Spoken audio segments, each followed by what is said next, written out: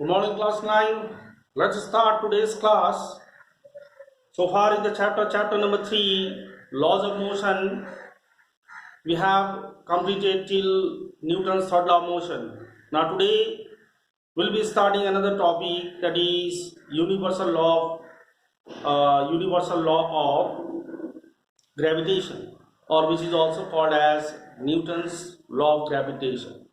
Okay, universal law of gravitation or universal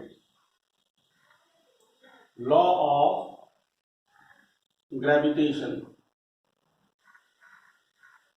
Now here under this topic, we'll understand how to state the Newton's law of gravitation and its mathematical expression, and then we'll come across the term like gravitational constant, its SI unit, its definition, the mathematical expression of Newton's law of gravitation. Okay, all these we are going to discuss in this video. Now you need to understand here that whatever the matter we see around which has certain mass, they always attract each other. Even the friends who are sitting beside each other, they attract each other. Okay, but we do not feel. The reason is that as compared to the mass of planets, okay, sun, the mass of your friend and you is very small. So that is why the force of attraction, okay, which you exert on your friend or your friend exerts on you, okay, is almost negligible. So that is why we do not experience at all. Okay, now how these force, okay, how these force can be calculated.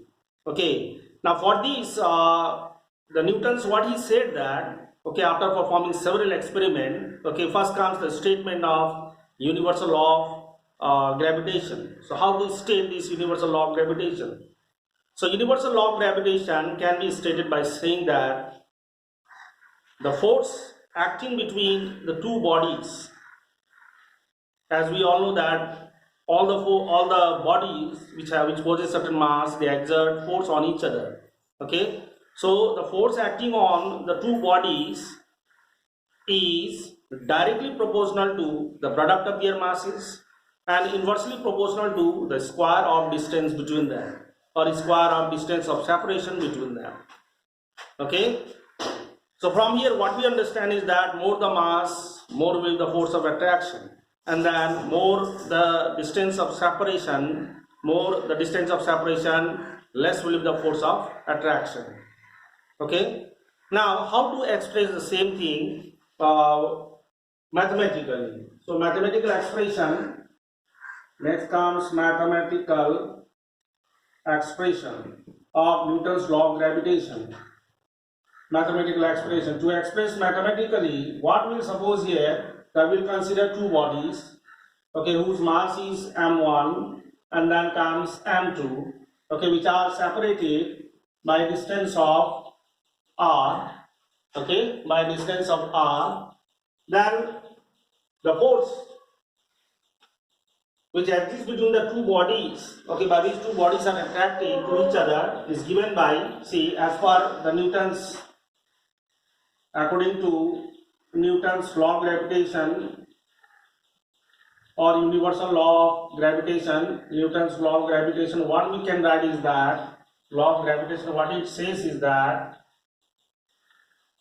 gravitation, the first part of this law says that the force which is acting between them, okay, is directly proportional to the product of their mass, that is m1 into m2. And then let it be equation 1. Then again the force is inversely proportional to the square of distance between them. The distance between them is r, so that is why square of r will be r square. So let it be equation 2. Now combining both, we get how much? Combining both, okay, both equation 1 and equation 2, or from equation 1 and equation 2 also you can write equation 1 and equation 2. What we get is f is directly proportional to m1 m2, okay, whole divided by r square. Okay, Now let me do this side. Now F is radical proportional to m1 into m2 by r square. So F will be equal to, now remove the proportionality sign, then what will happen? Constant of proportionality comes. Okay, that constant of proportionality is denoted by capital G, m1, m2, and then whole divided by r square. This equation 3 gives the mathematical expression of Newton's law of gravitation, where G is the constant of proportionality, where we can write G is what? Constant of gravitation or gravitational constant, we can write here gravitational constant. Okay, gravitational constant, which is also, okay, gravitational constant of proportionality, also known as gravitational constant. Okay, it is denoted by capital G. Okay, now from here you need to know about the SI unit. Okay, now you can check here that from the mathematical expression 3, I can write here capital G is equal to how much? F into r square. Okay, whole divided by m1 m2. Now the SI unit of force is Newton, and then again r square means it is meter square. Okay, mass is measured in kg, so kg into kg. Okay, so which is coming equal to how much? Newton meter square per kg square. Okay, which is the SI unit of G. So sometimes you will be asked about this, like state the SI unit of capital G, that time you need to write Newton meter square per kg square.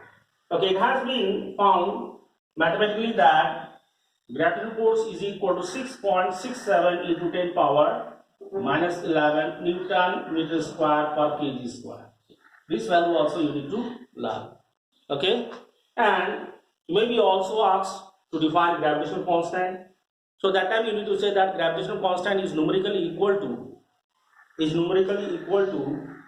force, the magnitude of the force, okay, which acts between the two bodies of unit mass, that is 1 kg mass, which is separated by a distance of 1 meter. Okay, if you put all these value, you will get this mathematical value, that is 6.67 into 10 power minus 11 Newton meter square per kg square.